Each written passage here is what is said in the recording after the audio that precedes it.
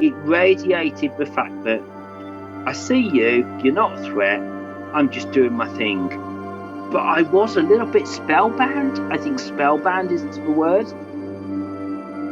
That's the first question. Did you take a photo? And so it immediately puts you on the defensive, because when you say no, people say, well, it didn't happen. You're on the back foot of what's your little story. Welcome to Big Cat Conversations. We speak directly to people who've encountered one of Britain's big cats. We also discuss the bigger picture. I'm Rick Minter, and thanks for joining me.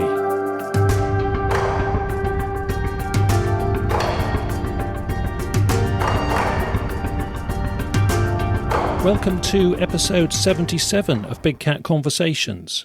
We're coming to you in the second half of June 2022. In this episode, we will hear from two different guests, each of whom experienced what we might call a confrontation involving a large cat in the wild in Britain. So these were situations where a cat was perhaps too close for comfort, and we'll discuss what the witness thought about the behaviour of the cat and how it influences their view on the subject now. Our first guest is Martin, and he's based near to Doncaster in South Yorkshire. He's going to brief us on an incident that happened just 3 weeks ago as we record this. And some of you may have read about the case because it was covered by the local Doncaster and Yorkshire newspapers, and then the story spread to some of the national papers. Martin, it's very good of you to come on the show so soon after this event, so hello and welcome. Hello, Rick. Thanks for the invite. Great, Martin. Thanks for coming on. Before this incident, were you aware of the potential of big cats in the wild in Britain? Had you heard anything about it? It's not been a thing that's occupied much of his thoughts in the last 20 years or so, but I've always been aware that there have been sightings. Funnily enough, I was talking to someone the other day and said, I've only seen a badger last year, and I'm 50 years old. But I know they've existed for 50 years, so I've only seen one in wild, I think if an animal of that nature don't want to be seen, then it won't. Yeah, of course, people see badgers dead on the road, unfortunately, but people can live right round the corner from badgers snuffling around every night near their house, but they might never see one. Or hardly, very rarely see one. OK, well, we may as well get straight into the incident, because I think there's a fair few things to discuss. So take us through what happened. You were out cycling with your son, and it all kicked off. I go out very regularly, just cycling around local woods with my youngest son, who was 11, and decided to go to Blackcar Plantation, which is between Branton and Cantley. Probably around 7:30 at night, just cycling down the main track, because there's a very good rope swing in that wood that my son always likes to go to. So we're making our way there. So we rounded a corner. We were probably about 20 yards in front. As I rounded the corner, I seen from the left on a diagonal angle. My first thought initially is there was a black dog running towards Harry. Quite a fast pace. My first thought that came into my head was it's a dog sort of making a beeline for my son. And I was waiting for for owners to appear or to shout it back or whistle or call it. It sort of disappeared behind some brambles and ferns. So I thought, well, I can't see it now. So is it going to be a menacing dog? Because it looked quite big. Then as I rode towards my son, I couldn't see it anymore. Bearing in mind, I probably seen for about 3 or 4 seconds. And I thought, that didn't look at all like a dog. It moved differently. It was quite silent. The shape wasn't a dog. Them thoughts only caught up as I were riding. I thought that this weren't a dog. And then when I looked around, there was absolutely nobody there, no dog owners, nobody in sight. So I sped up a bit. I was alarmed. I thought, because my initial first thoughts were quite a large dog, initially in its own right would have been enough to get me racing towards my son. When I got there, it weren't there. It weren't there. So my son had no idea that this had happened. And he went to the swing as normal. I didn't say anything to them. The reaction were, oh, I need to see where this cat is, because by that time I knew it went a dog. Was my thought process caught up? I went back to the place where I'd seen it disappear. It were brambles and ferns, but I didn't start rummaging around in it, because I'm thinking, well, it's got to be in there. Whether it got alarmed because it saw two people, whether it was just curious, I'm not sure, but I had a brief look just to see it's in there somewhere. It can't be anywhere else. But then I just sort of hurried my son along. I had a quick go on swimming, just sort of made our way out to area. And then when we got out at wood, I told him what had happened. He weren't aware of anything because I didn't want to alarm him. But there was nobody else there in the woods. That's sort of the gist of the encounter, and it weren't anything where I felt really scared or frightened or anything. It was just sort of processing information after and realising exactly what it were. Reflecting on it. Yeah, exactly what I'd seen. That's sort of the initial encounter, as it were. When I got in, I told my wife that I thought, what do I do with this information? I thought, well, first of all, I'm just gonna do a bit of research. When I was younger, I had quite a bit of interest in things like this. But as you get older, you just don't. So I was really, really surprised when I did look into it, that the area where I'd seen the cats is quite a hot spot in Doncaster. And I'm quite surprised that the last site had video footage in 2021, I think it was. It was on the Doncaster Free Press website. We're probably about half a mile from where I'd seen the cat. Is that the video of one in a sort of far corner of a field? Yeah. That's literally half a mile away from the woods I were in, which I thought, well, this is a pattern. It's only last year. And then I looked, and then it seemed along all that side of Doncaster, 5 miles further up, on the east side of the M18, there were another site, and the one where someone's seen one at A1 M18 junction. I think, hang on a minute, this is not just me then. That's what prompted me to get in touch with the person who wrote the article. I think it's in the interest of public safety, first and foremost. So I got in touch and just said, look, I've seen a black cat, basically, a big black cat in woods. Would you be interested in hearing more? And he said, yeah. And then that's where I initially sent an email of a short account to Doncaster Free Press, which got sort of topped and tailed, should we say. Well, we'll come on to that, how it played out in the media in a minute. And incidentally, that video that you mentioned, we'll put a link to that on the website for this episode so people can see it. Yeah, and if I didn't find anything, I simply wouldn't have reported anything. I think it's because of the other side that there was something happening around here. I've never heard of any sort of out-and-out attacks, but, I think it's an interest of public safety, maybe just to mention. Can we talk about the behaviour of what you saw? And I think that the point about the fact that this animal went to ground, I mean, that's so much more cat-like than dog-like, to think of a dog just going to ground and being completely undetectable. Yeah.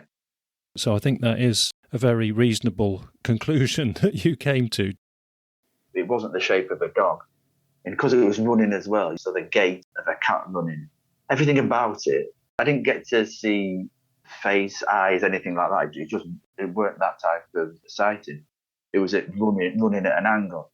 But everything about how it ran, the stride, just straight away, were characteristics of a big cat. And I think the point you mentioned about how dogs behave, how many dogs could get walked in them woods that they simply wouldn't disappear without a trace, without any owners.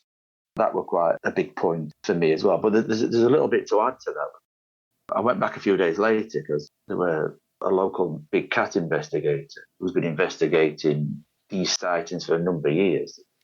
He got in touch and he said, look, I'm having a look around. I said, well, I'm going to go back on Sunday afternoon. I think this happened on a Wednesday. So I'll just show you where it was. If you're interested in what you're going to look for, I've got no idea what you're going to investigate or what you're going to be looking for. I met up with him, just showed him what happened. I had a walk round with him. I just left him to it. Then, as I was talking to him, we pointed out the type of things he was looking for. So as I was walking round the woods with my son, I just started looking around. We found a scrape and a distinct print. So I went and found him. I took photos as well. I seemed pretty convinced that it was a big cat print. And I found others on a dusty track, which looked like big cat prints. I don't mind telling people who are really interested in investigating. I weren't certainly going to go back to papers and mention anything like that. He thought it looked pretty genuine and around the same size, and that was only about 100 yards away from the incident. Oddly enough as well, on the Saturday night, another person who was on my feed, connected to one of my cousins actually, said they'd seen it at 9 o'clock Saturday night in the same place and alerted police. I didn't respond to that or anything. Far be it from me to say what's credible and what's not, because I'm in that same boat, aren't I? I've seen something which a lot of people will find interesting, but a lot of people will totally disbelieve. Someone else said they've seen it and alerted the police on the Saturday, so... They didn't know about your encounter when they did that, is that correct? I'm not sure if they did or they didn't, because it appeared on the Doncaster Free Press feed. I didn't follow that up. The only comments I'd seen are people who connected on Facebook, because obviously there'd be a lot of not very nice things said on social media. Yeah, you're inviting hassle, aren't you, often on these things? That's the difficulty. Very interesting that you followed it up with somebody who had an interest and who was motivated to check it out and maybe monitor the location once in a while. As well as the print, you saw what was possibly a scent marking scrape pile, did you? Yeah, he said it was definitely a scrape. That sort of added more credence to what I've seen as well, because like I say, I mean, all you're explaining is fully what you've seen. But when people start saying things, the self-doubt comes in. A real interesting point around all this, that in the late 70s and 80s, in a local village, there were a pub, and quite a few of my mates used to talk about it all the time back in the 80s. And he had about 10 big cats in a cage, all in separate cages. Panthers, pumas, which is well known for having them, and then they just went. That village is dead in the area. Thorn near Doncaster is a big area for sightings. This village is about 5 miles from Thorn. Yeah, that's a big area of wetlands, and there's peat cuttings there, isn't there? It's a big sort of open marsh. There'll be water birds and presumably deer and rabbits. Yeah, there's lots and lots of deer around the area. It's very, I mean, they call it the Isle of Axstone, but it's very fen-like. It's flat as a bank. There's Hatfield Moors, there's all sorts of wildlife and vast open sort of areas. I know that that's an absolute fact, that this pub owner had a variety of big cats that suddenly weren't there anymore. Unaccounted for. Yeah, back in the 80s. I thought that was quite interesting as well to follow up. Yeah. And in terms of the behaviour now, when we're talking about a confrontation and we're talking about one of these cats potentially following people, the sorts of behaviour would be things like curiosity, ushering the person away, like seeing you off the property because it's got a kill or it's got, cubs, or just doesn't want you in its zone for some reason, or assessing the chances of a successful attack. If you read the literature, those are the options, really. Yeah. And the curiosity one, unfortunately, can lead to assessing the chances of a successful attack. It can start off, with a sort of benign and no intent of attacking. But if they get more and more curious, or if you came along again, I don't want to get alarmist about it, but of those options, is it difficult to tell what the intent of it was?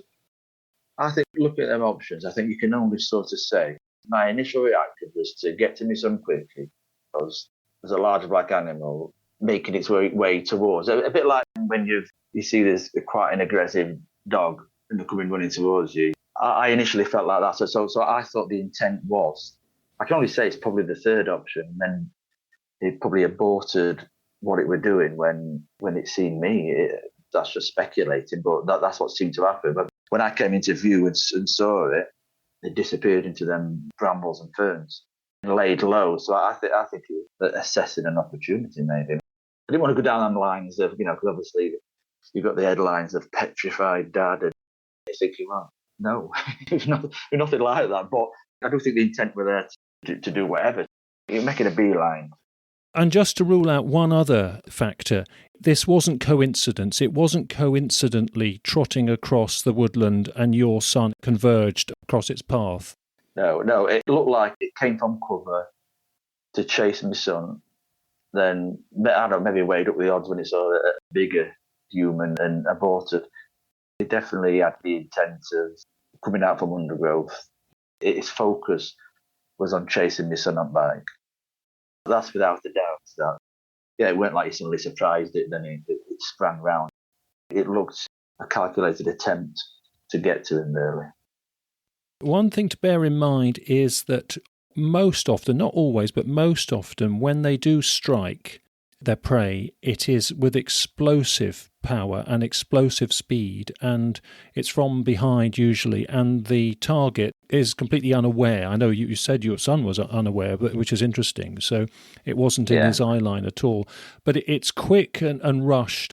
My only other sort of thought is, did it sense your son on his bike as like a deer? Because this happens sometimes with mountain lions and cyclists on cycle trails and jogging trails in the western states of America. You know, cyclists find a puma, mountain lion, up close, and they think it's probably read me as a deer because I'm crouched, I'm not a sort of upright bipedal human, so I'm in a different form, and it's more like the cat's used to as a deer. So it's not like it's targeting a human deliberately. You're in a different form, you're crouched, and you're moving like a deer. It's only seeing the top half. So I'm not making excuses. I'm just trying to rationalise the situation. That might have been, a factor. Yeah, it could, because it wasn't ambling, that's for certain. It had intent. It were running pretty fast. Now, whether it were full blown, I don't know, but it were pretty quick.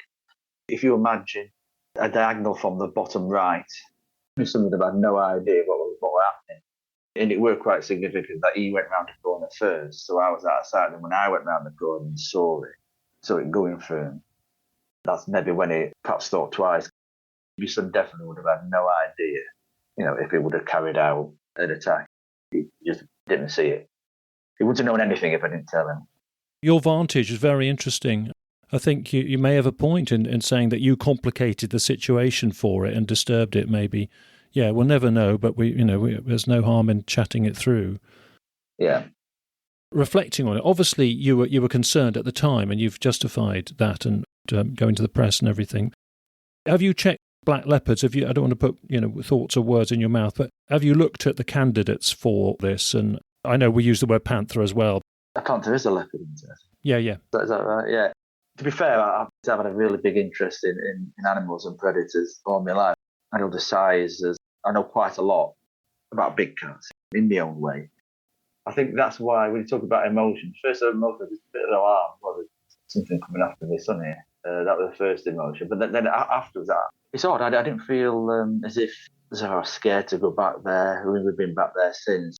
I just got the impression that it was something that has lived quietly amongst us for decades in my mind.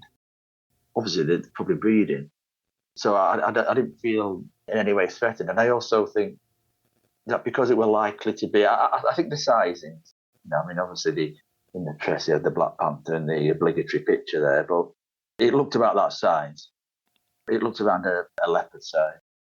Yeah, odd really. Even my son, he didn't seem fazed whatsoever about it. We go back to them woods. I don't feel like it were a big enough threat, although obviously telling the story, it sounds like it really could. I don't know, I just got the impression that they really stay away from humans, and occasionally they'll see them, because I think that the fact that, England is quite a built-up area, but the fact that they can hide, and I don't feel threatened by any stretch at all going back into the woods. I suppose it's in my mind now. It's in my mind to be on a lookout, of course it is, but it wouldn't stop me being outdoors, because I'm always outdoors. Do you feel that incident, and maybe if the cat made a error of judgment and misread your son as a deer or something, that's still potentially an issue, because it could happen again, sort of thing? And again, I don't want to put emotions and thoughts in your mind, but do you feel it could justify an information sign, as difficult as information signs are, because they can have unintended consequences?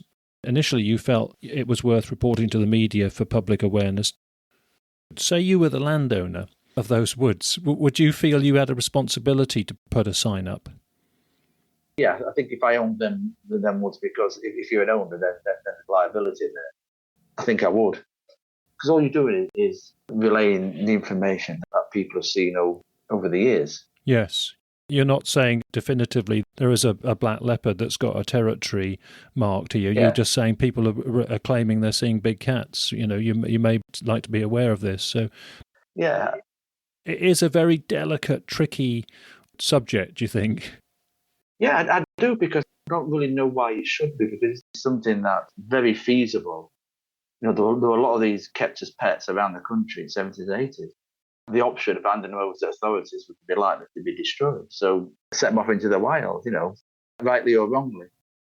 People feel that when you mention the word leopard, that's a killing machine, it's immediately dangerous. And in abstract, it can conjure up concerns amongst people, whereas in reality they're stealthy and hide away if you look into it, but not everybody looks into it, of course. And so the signage is tricky, isn't it, to get right, I think?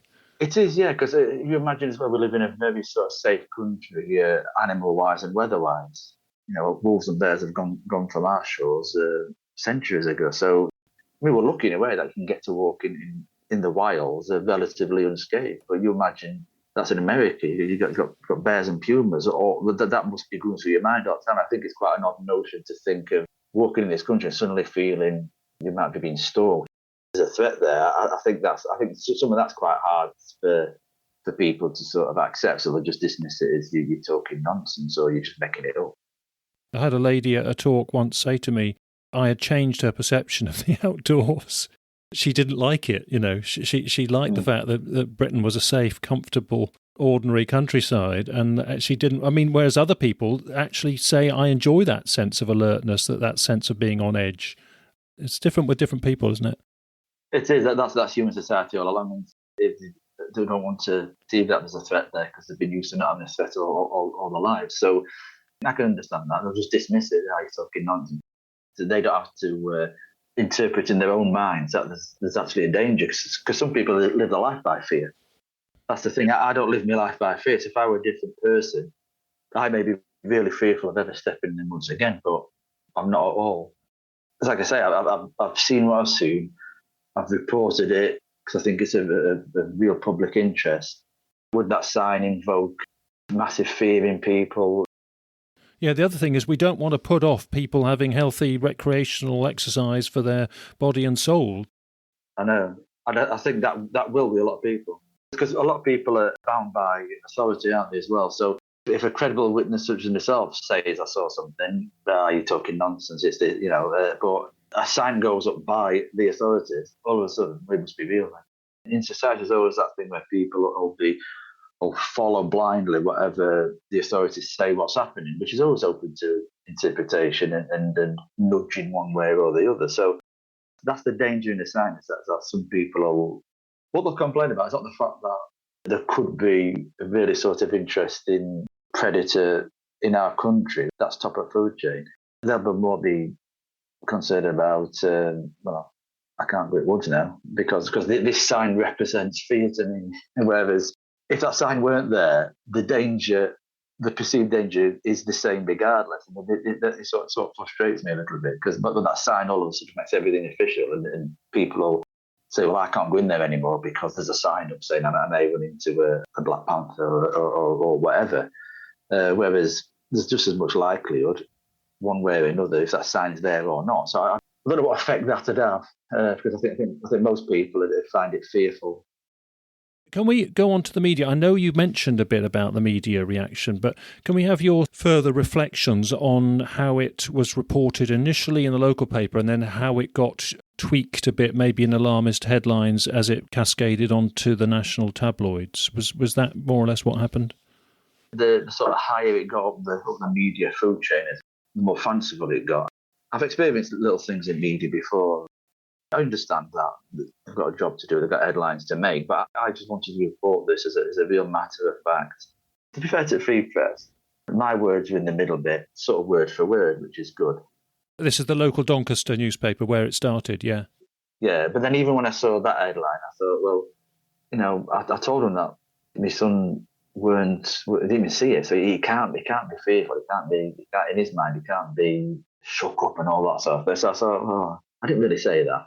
I wanted to do it in good faith. And then from that report on the Saturday, I got a few messages like one of my friends sort of defending me. Then that's when I looked on Facebook. I got a little bit dejected because I just read a couple of comments about, it's a classic sign of a dad making up stories to impress his son. He's thinking, and you read a couple of them about that. I only got on there because I'm interested to know what my friend had put on. Obviously, Free Press had gone and put it on social media. But after that, I just didn't look whatsoever. I weren't interested. I suppose what I would have been, what you're going to do, you're going to spend your day there trying to defend your honour. You're never going to meet these people. Why should you care? Getting into any sort of debate on social media is probably one of the most negative aspects of modern life. What good does it do? I went through my phone a few days later. just seen a picture of Black Panther, and it's a petrified dad, and I think, oh God, that's me in it. Yeah, you've become clickbait. Your story had become clickbait. I'm quite introverted, so just to see yourself being blown up a bit, I just found it a little bit embarrassing. Embarrassing is the word. I think it's like a lot of witnesses, to be honest. They report things in good faith, or they're invited to speak to the media and they're happy to do so, but they don't realise how it can cascade and how it can then get a bit over the top when it goes into the nationals, because it's always, I think the national press really don't care what people believe. It's just an interesting headline and they can't lose, and it's a bit of feed for their attention to their paper. And it is. They're not interested in any credible sort of investigation or report. Presumably it's rekindled your interest in the subject. Might it influence your son to take an interest? I've heard this from other people, that their children or grandchildren start looking up about big cats and find actually what a fascinating subject it is, and gives them a link to learning a bit about nature, which has got to be good. Yeah, well, it's funny you should say that. He has. My son's actually started...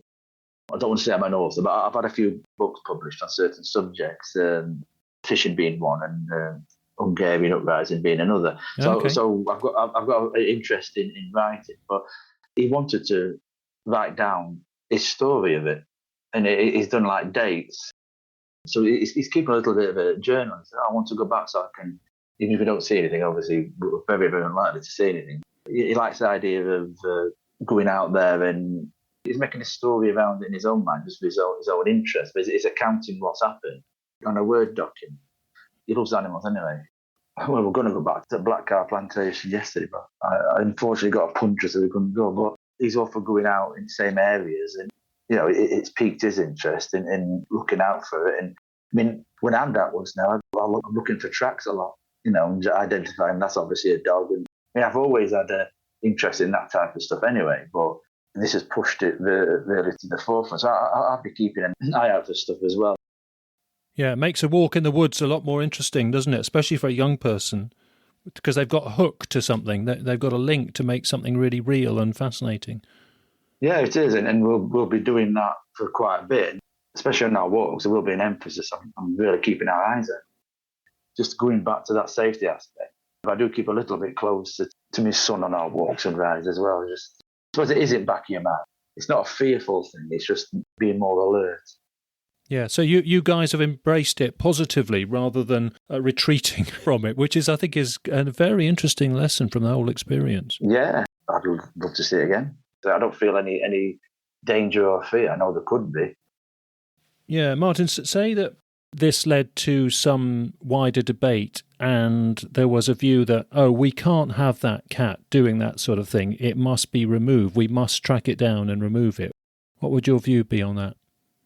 No. Why would you want to? That's the beauty of what it is at the minute. They are there, in my view.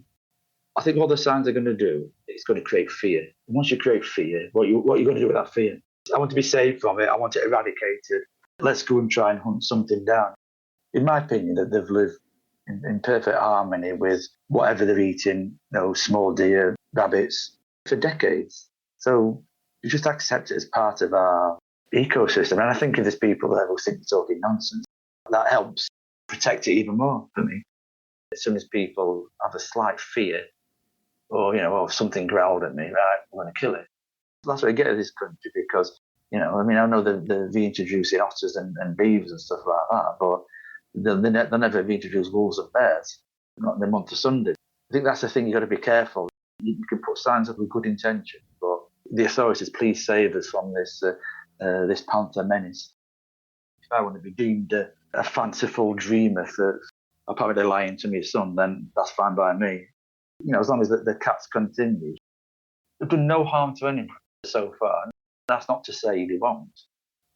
You get these headlines in national papers, petrified dad and stalking and stuff like that. If they get more and more and more, I think you will sort of get people trying to hunt them down. I think for the minute, the fact that it's seemed a little bit nudging into the paranormal type category, even though the real life animals, that may be a good thing for the preservation of the cats that are around. That sort of tantalising sense of is it real or isn't it, is keeping it on that cusp so that there's no sort of overreaction. I think that's the best positive outcome for the cats that are out there. When you're looking into more and all around the country, it's undoubtable that these cats are there. For most people, it's a nice story to read about. Of course, there's a notion that these animals are there, given that there were quite a lot of them around as pets in the 70s. But then most people just see it as a little bit of fun. It's so interesting and heartening to hear your view on this. Obviously, I think people realise that a few statements in the media are always very clipped and shortened, and to have your further thoughts has been very insightful. And say you get talking on the topic with, I don't know, in the margins of your business meetings or when you're walking in the woods or whatever, and people want to strike up a conversation about it. Are you happy to talk openly about it, or do you feel it's got potential baggage and implications? Are you wary about how you communicate it, even in conversation? I run a web and design business, and I've been expecting someone to make some sort of jokey comment, but nobody has it at the moment. So I think if anyone did, if I gauged if they were just making a jokey comment, I'd probably say, yeah, I'm going to report a sea monster in Hatfield Marina next. So I just make a joke, but if someone were really sort of interested in the subject, then I'd talk to them about it. Top and bottom, all I'm doing is telling people what I saw. Yeah, sure. I think also what is apparent perhaps to people like you now is that if we want to try and make sense of this subject and learn a bit, we have got to talk in depth to witnesses and hear what they say and what their view is on the behaviour that they have observed. And there's nothing much else we can do if we want to learn about it. So, you are part of that learning for all of us. And thanks for coming on the podcast, doing your bit, as it were. Thanks for inviting me, Rick. I've enjoyed it. Enjoyed talking about it. Great. Well, Martin, thanks ever so much for your time and for coming on the podcast, and I hope we can keep in touch.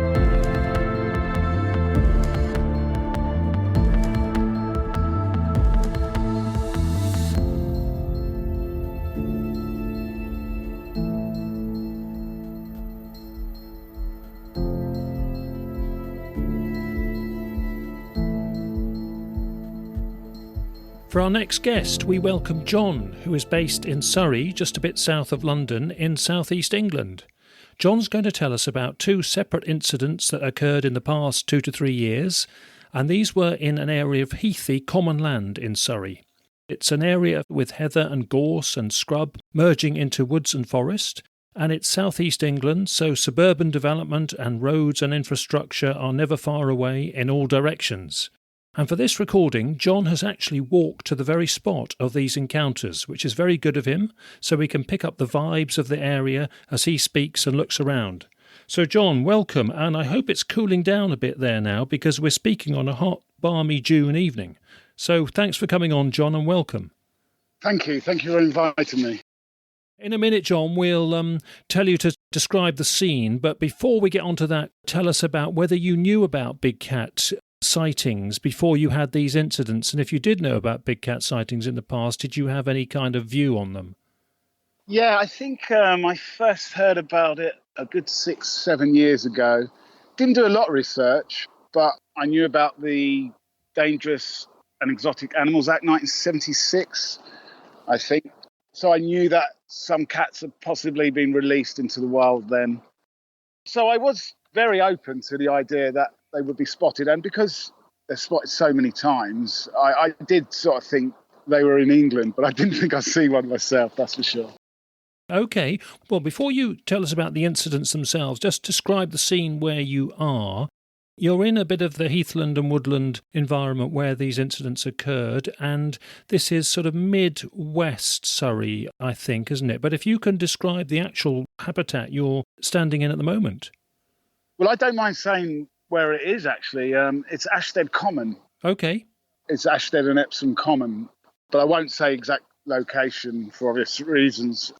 It's really overgrown now, actually. About 4 years ago, they coppiced this area and cleared a bit of it, but not thoroughly cleared. And there was one main path through this section. And I noticed tonight coming here, because I've moved from the immediate area now, that the path, that main path, doesn't seem to be used that much. And the woodcutters' paths that I had previously used to get here are very overgrown. And in fact, I had to get a willow stick and beat the bracken down and the brambles and the nettles, and no one would come here now. Even the woodcutter's path is definitely overgrown. Obviously, it's the summer. There's a lot of bracken, but even in the winter, when all the bracken dies down, I don't think there'd be very well-defined paths now around this area. It's an ancient woodland, and obviously, there's lots of bracken at the moment. The sighting was in winter. It was December 2020. I think it was during lockdown, and I just come and read a book in the woods. Very socially distanced. And my hours exercise, whatever you were allowed to. This was walking distance from where you were living at the time? Yeah, not too far. I didn't come to this spot too often. It was a nice quiet spot to read a book because there's a fallen tree here. The tree's about a foot wide, so you can go under and over it. There's not a barrier as such. That will be significant later. Obviously, because it was winter, the bracken had died down and it was a lot more open. And like I say, that's 2.5 years ago. So it's really, the brambles have come back now with a vengeance, and it's certainly overgrown now. You'll take a photo of the immediate scene for us, John, if that's okay, and we'll put it on the website.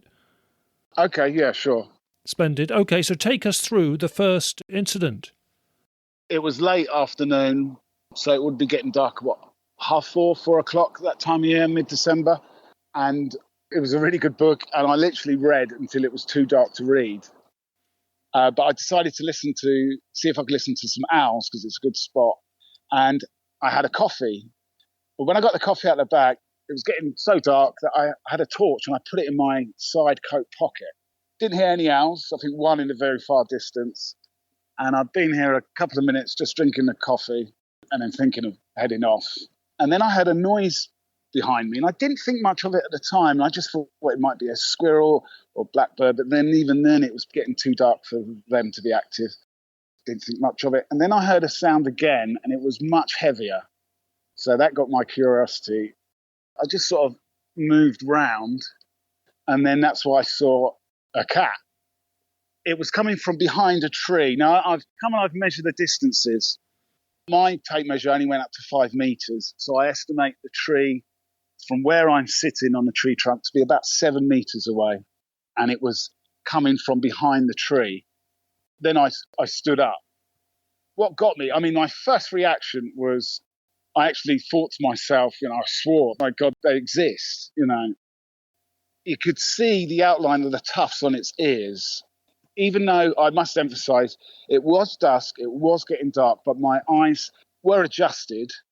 And as it was 7 meters away, I couldn't see its eyes, I must admit.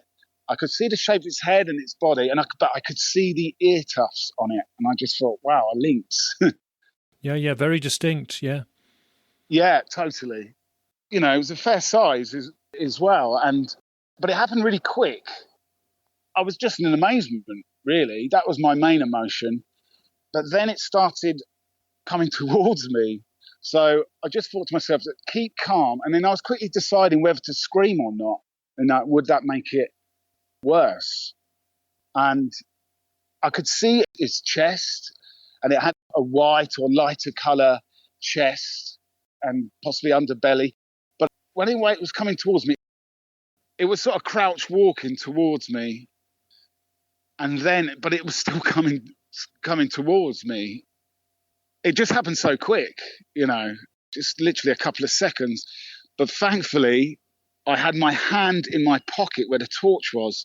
And I think even having my hand out the pocket might have made a difference, that to get my hand in my coat pocket. Because I've just measured a distance, how far away it was from me. And I estimate it to be 3.5 meters, 3 meters. It got that close to me. I was standing behind the tree, but even so, it could easily jump over or go under.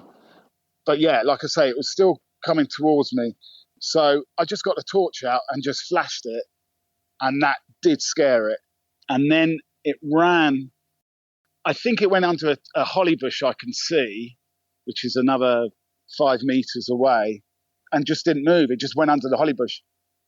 When it went under the holly bush, that's when the fear kicked in. When my adrenaline was running, my heartbeat started going, and I thought I could be in trouble here, because it wasn't running away. I quickly put my coffee cup in my bag, and I had turned the torch off, but then I think I definitely put it back on just to make sure it wouldn't come over, and also listening out for it moving as well. There is a footpath that goes behind me where I saw it, but it is an old woodcutter's path, and I just thought that was too long. So I went the shortest distance of another old footpath that's never used, and that wasn't too far from the holly bush, but I just thought that's the quickest way to the bridleway, because the nearest bridleway is about 80, 90 yards away. So obviously I just wanted to get out. So you're quite tucked away in the whole location. Yeah.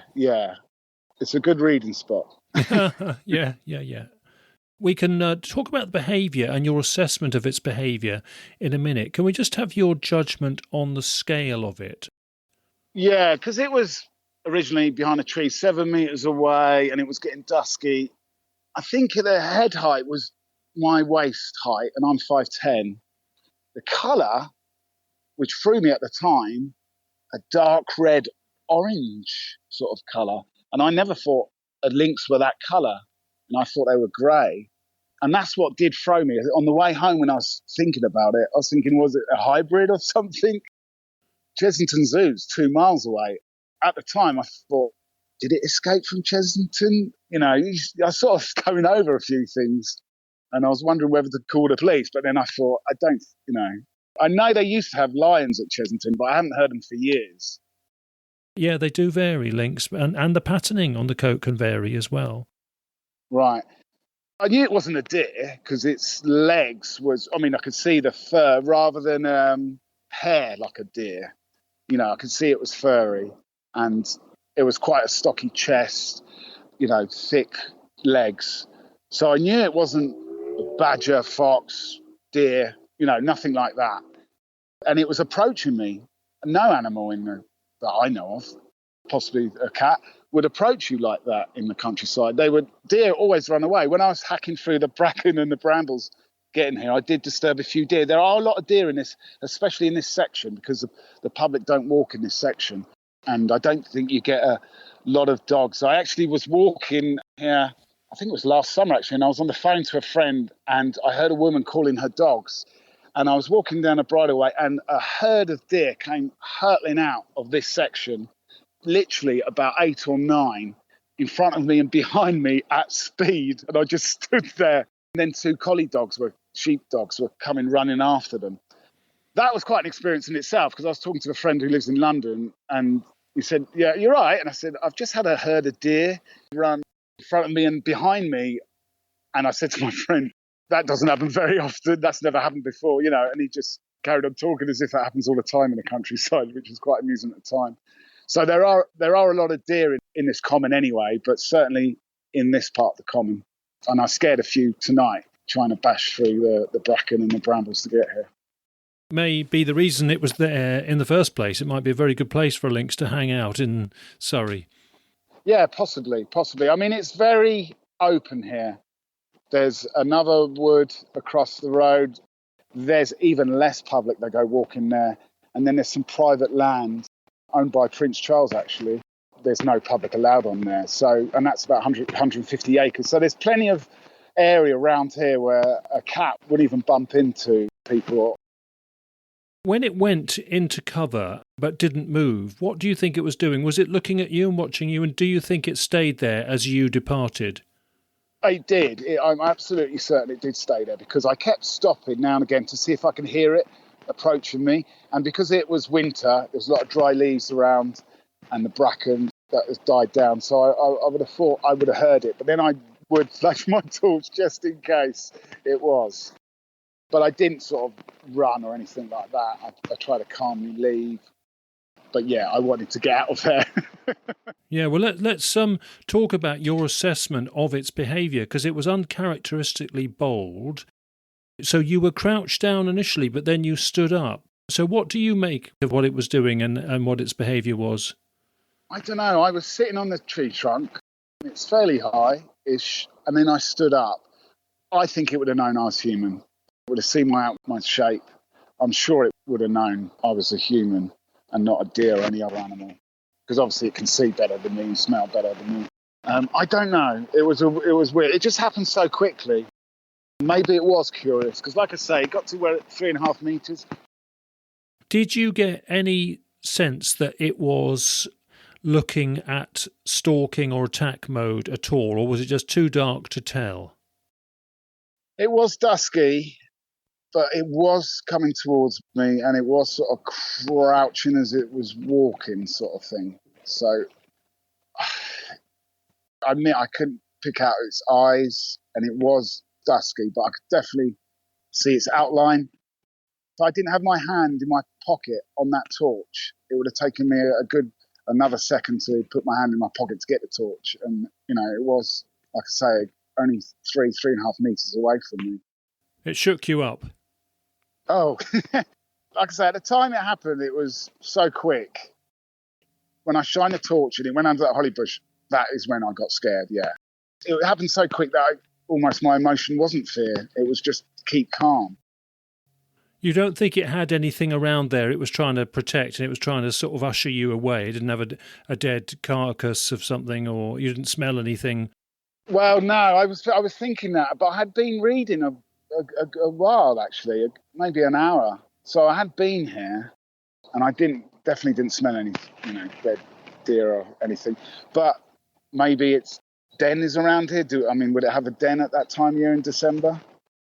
Yeah, they have lay-up spots and favoured ones that are going to be warmer and more tucked up than others that they would favour on their routes round.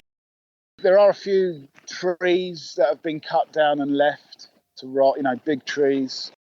Nice canopies to go under. Yeah, they like fallen and cut trees to go under. Yeah, there's enough of those around, definitely. You don't know what it had been doing before it got to that 7 metres away. You only knew about it when it was 7 metres away. It might have been around for a bit longer, or you don't know what it did before. Yeah, it came from behind a tree, so maybe it was sitting there for a while behind the tree. Obviously, I don't know. You had another sighting nearby, so can we hear about that now, please? Yeah, sure. That sighting was only half a mile away from this location, not far at all. And this was March this year, 2022. I was walking back from a mate's around 10 o'clock at night, and I was walking down a long straight road that borders the common. Ironically enough, it's called Lynx Road. Ah, good grief. Link, because there used to be a golf course there about 100 years ago. It's a long straight road, and I was just walking. It's nearly a mile long, and it's a dead end. So you don't get a huge amount of traffic, especially at that time of night. So it is quite quiet, the odd dog walker. And I was walking down the middle of the road. I got a much better look then because it ran literally 20 yards in front of me. It came out of a hedge, ran straight across the road, straight across me. And it went into a big hedge. And just before it went in the hedge, it went under a street light. So I saw it, focused on it as it ran across. And then as it went under the street light, I could see its profile, its side profile, much better than the first sighting. Again, that was literally a second and a half by the time it took to run across the road. Okay, and same type of animal? Yeah, again, the ear tufts were so defined. A lot smaller than the first one. And it was grey, dappled sort of coat. But I could definitely see the ear tufts again. And I knew it definitely was not a domestic cat in any way, shape or form. It was much, much bigger than a cat. And the way it ran as well, it sort of bounded across the road and didn't run like a domestic cat does. Was it capable of taking down a deer, do you think? I think so. Yeah, I think it would. Yeah. Like I say, it was smaller. But yeah, it was a stocky animal. I don't know, the size of a Springer Spaniel, maybe a little bit bigger. But yeah, definitely not as big as the first cat. When it was running along, because the tufts of the ears, I was focusing on the head. And, I could see it was definitely not a big tabby cat even or anything. Was it aware of you? Was it trying to avoid you, or was it just coincidental it hardly noticed you, do you think? I don't know, actually, because I was so 20 yards, it must have known I was there. And it just heard me coming down the road and decided to, where it wasn't safe.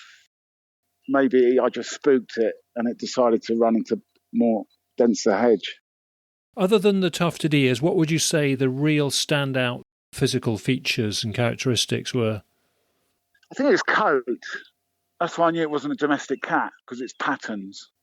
As it ran across the road, I focused on it, and it went under a street light and I could see it. But presumably it was still using that heathy, woody, woodland environment for its beat. Yeah, it's not far. It's literally those houses back on to some fields, and then it's the common. That road is right next to the common, or certainly countryside, and some horse fields. And then there's the railway line. For a cat, it could easily jump that fencing on the railway easily. So now you'd had two. Tell us about what you did about this. I know, obviously, you come onto a podcast now, very good of you. What were you thinking and doing and saying to people as a result of these two sightings? I didn't tell anyone. Fair enough. I think the first sighting, I don't think I told anyone. Even up to doing this podcast tonight, I think I've told about 4 people. Apart from, last week I went to a walk with some friends. So I told another 3 or 4 because I was doing this podcast. And I was in a quandary of actually doing it, as we chatted before, of actually doing this interview because of its behaviour.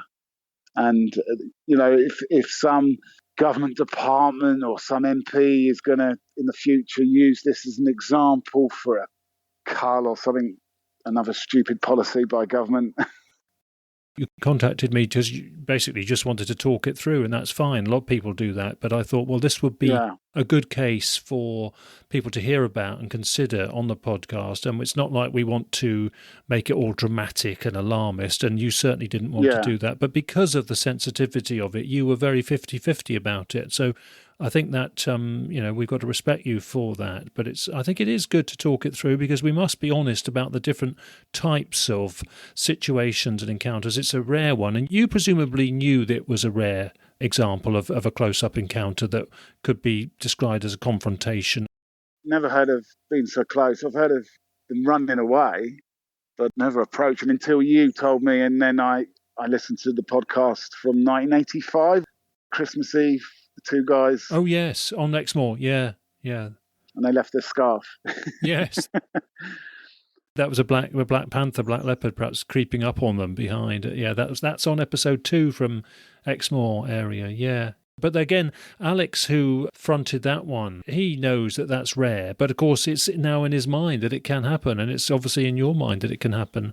And it's not thought that Lynx would be the type of cat that would be potentially threatening. Although, of course, we don't know that it was threatening. We just know that it was close.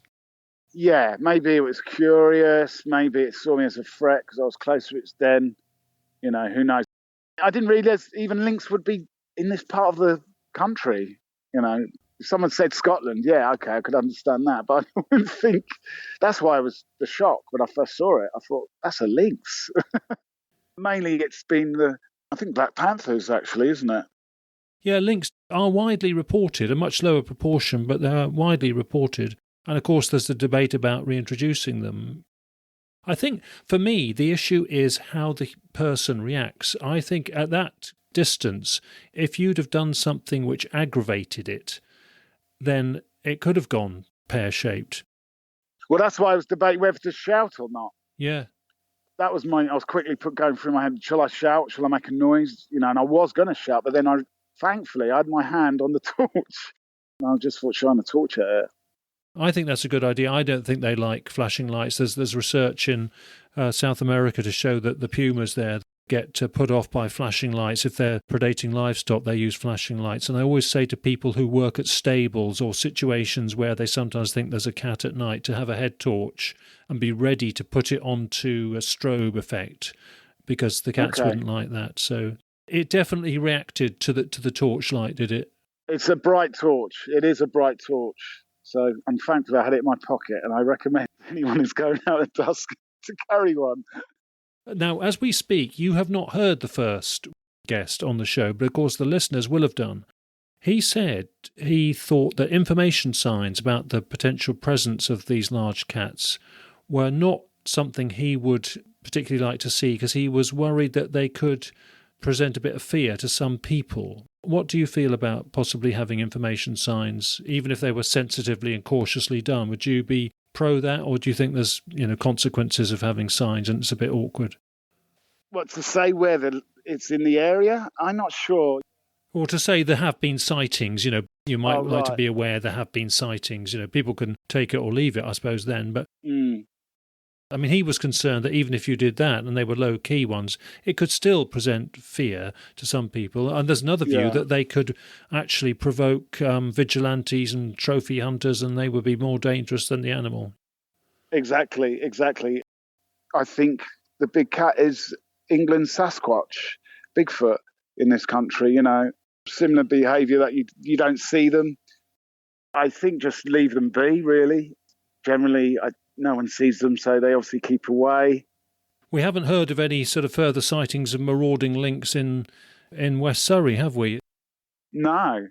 That lynx was a misbehaving one and was taking people's dogs and threatening them at the corners of the woodlands or whatever, we'd know about it. So maybe that was just a one-off, but it is intriguing still. Yeah, I went to see a friend who's in authority of such round here, and I don't want to mention his job or give any clue away to his identity because I wouldn't want him to get in trouble over it. But I spoke to him about it, and I won't even say what someone does close to him. And because he told me another story and he confirmed, that there are sightings in this country. We went through the animals. We both acknowledged that it was a cat, but he has heard one about a good 10 years ago in this area. But there's been no reports as such in this area. Maybe it was migrating anyway. But you can attest to the fact that people are very wary of reporting them. I think we only get to hear the minority of sightings. Yeah, because the stigma, isn't it? It's the old classic phrase when someone sees something paranormal or a ghost or a UFO. It is the classic phrase, I know what I saw twice. And that's why I contacted you, and it took me a few months to do that. Because the first one, way home that night, I was debating, do I ring the police? But what could they do? They might get a helicopter out, with a thermal imaging camera, but what good would it do anyway? Yeah, I was in a quandary, but I just thought, I knew my sighting was rare. You never hear of stuff like that. Yes, the behaviour was rare. Yeah, exactly. Yeah, how has it emotionally touched you and affected you? Have you had mixed emotions, or are you very positive about them, and has it made you more alert in the outdoors? It has made me a little more alert. Definitely. When I'm sitting in the woods, whether it's on a normal bench or a fallen down tree, if I'm taking a rest or just chilling out reading a book, I do occasionally turn around just in case. Natural thing to do, I think. I'm not living in fear, that's for sure, because I know. That's why the second sighting, I was like, wow. And when it ran into the hedge, I just started laughing to myself when I was walking away. Like the odds of seeing two in the space of just over 2 years. Of the same species as well. The same species, yeah. And different cats. I mean, the second one's definitely a different cat. Different colour, smaller. When we first had our initial conversation, you said it could be a female because it was smaller. Yeah, possibly, yeah, or a younger one. Would you have said that they were both properly wild? One thought about the first one is that if it was bolder than we'd expect, was it used to human contact? It was more freshly out and it hadn't gone properly stealthy and feral like they do normally.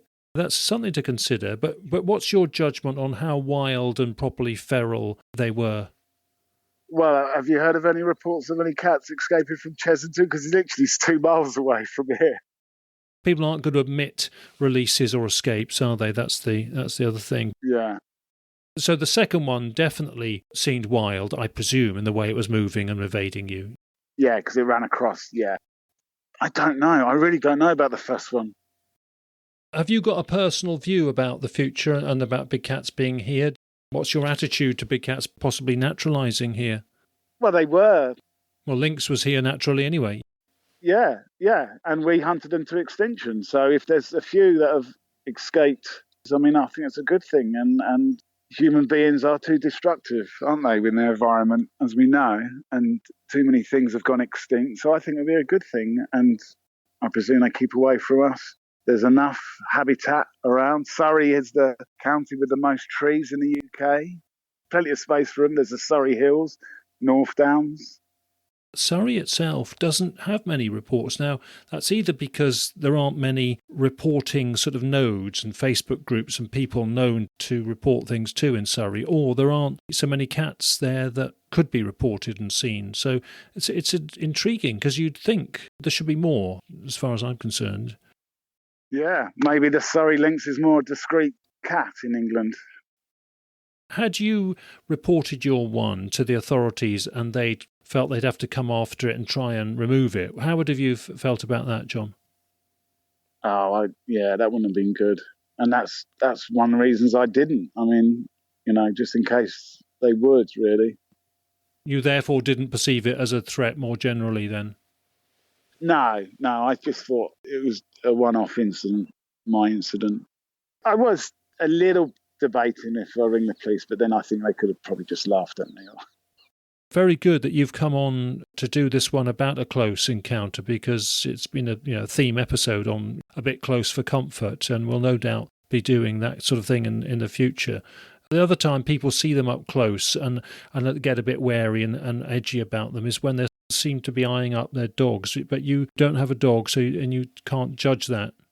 Say that cat had taken a dog of yours or a pet of yours, would that change your attitude? Yeah, possibly. If I had that experience, cats do go missing. And obviously dogs get kidnapped, and maybe a cat has taken a dog, sometime. But I would have thought a cat, probably predators try not to risk their own safety as well. And what I understand of predators. So if it's too risky, something might fight back. I mean, would a cat even go for a fox even, because it might get nipped and an injury? They make those judgments, but I think they certainly do. These cats can get canids the world over. If they feel they've got the upper hand and they can do it without getting injured, they certainly do. Feral dogs in Asia and Africa, it's welcome that the cats, clear them up a bit, because they can be a problem themselves, the feral dogs. So, well, it's very good of you, and very good of you to get to the location so we can hear about it now. And yeah, I wish I didn't wear shorts.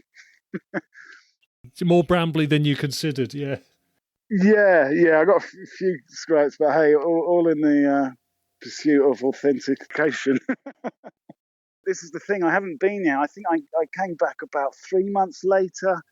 I think I've only been back here once or twice since it happened 2.5 years ago. And because it's getting too overgrown anyway. So you haven't experienced it all brambly and thorny? No, well, it's the wrong time of year, isn't it? It's gone crazy with the weather. I was up a ladder, up a tree, looking into a place, the sort of bole of a willow tree, a big old gnarly willow tree at the weekend, where a puma had allegedly walked down. I could quite see why a puma would have been up there. And right. I got a bramble, a triffid-like bramble. Actually, the thorn stuck into my earlobe. Oh. I thought it was going to rip my earlobe as I moved. Yeah, brambles can be an absolute imposition, can't they, at times when good stuff. Yeah. Well, anything else you'd like to say, John, before we sign off? Maybe people should tell their incidents and stories, and then we could build a better picture, whether they want to do it anonymously or not, of what the actual population is in this country and where they are. There's a good few people doing databases and mapping them now, so it is starting to happen, and the Facebook groups are trying to get active on that as well. So it's emerging, and I think it does take a lot for people to emerge and report it. As you say, there's all these barriers in the way, and even Martin, our first guest, I mean, he was wary of being in the hot seat again. He got a lot of scoffing attitude in the press and got branded as a petrified dad. And so, he knows what it's like to have that profile that a witness can get when, the world's looking at you and making judgments. So that makes it so tricky, doesn't it? Yeah, I can understand that totally. But like I said before, I know what I saw. So no one in the media or anyone will be able to take that away from me. I'll go to my grave with those 2 sightings. And I know what I saw. Very good that you've shared it with us, John. And obviously we're all learning together. So even sort of an out of character bit of behaviour is important for us to log and to think about. So thank you ever so much. I just hope it doesn't turned into something negative towards them or detrimental to their survival. There's the odd case where, they're a bit edgy and a bit close. I think we've still got to acknowledge it and try and consider it and think it through and think what was happening. Yeah. Great.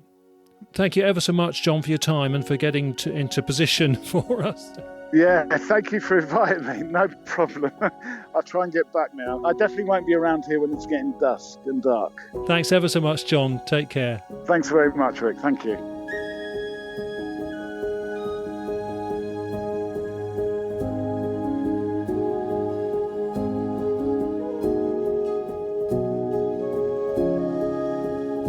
Okay, and just to mention another conversation with John about his sightings that we had off air. He was saying that the cat in the second sighting, the smaller Lynx type cat, was not a bobcat in his view. He checked references for bobcats and he feels it was more lynx-like as far as he could tell, including the fact that its ear tufts were so pronounced. He also mentioned that he used to be a sports photographer, and so he's used to quickly watching and focusing in on fast-moving people, objects and animals. Let's hope he has a camera at the ready if it happens again. His 2 photographs that he took at the location after the interview call are now on our website on the references and links page, and you can just imagine a lynx there returning to its lay-up spot being occupied by John engrossed in his book there. And the final point to make about the chat with John is that despite his cheeky throwaway comments about the local zoo, in no way were we actually suggesting that anything that he'd seen had come from nearby Chessington Zoo at the Chessington World of Adventure. Righto, onto our word of the week, and it is resilience, and we're using that because of the standout news item on Britain's big cats this week in the media. Resilience is the name of a life-size replica Black Panther sculpture which has just been made from driftwood by the sculptor Brendan Rawlings. On the Big Cat Conversations website we put a link to the news item about the new sculpture when it was displayed on Exmouth Beach in southwest England. The panther's black coloration was burnt into the wood and the replica model even has large lifelike whiskers. Brendan Rawlings got the idea for the panther from a sighting his father had, and he stated that he's called it resilience because of the resilience shown by the wild big cats of Britain. So that's a great bit of awareness raising on the subject, and all I'd say is that rather ironically many of these wildcats may have to show even more resilience to live on amongst the pressures they face in their own native countries, where the conditions and the prey availability may be tougher for them in many situations. OK, next episode we are with a metal detector in North Wiltshire. We'll hear a bit about metal detecting, but he's our guest because 3 different big cats have shown up amongst the fields and meadows that he and his colleagues have been checking out. So it's big cats amongst the treasure next time. OK, we're signing off now, so special thanks again to our 2 guests, Martin and John, and as always thank you everyone for listening in. Remember, you can email me anytime if you've got any thoughts or suggestions. The address is rick@bigcatconversations.com. Take care and bye for now.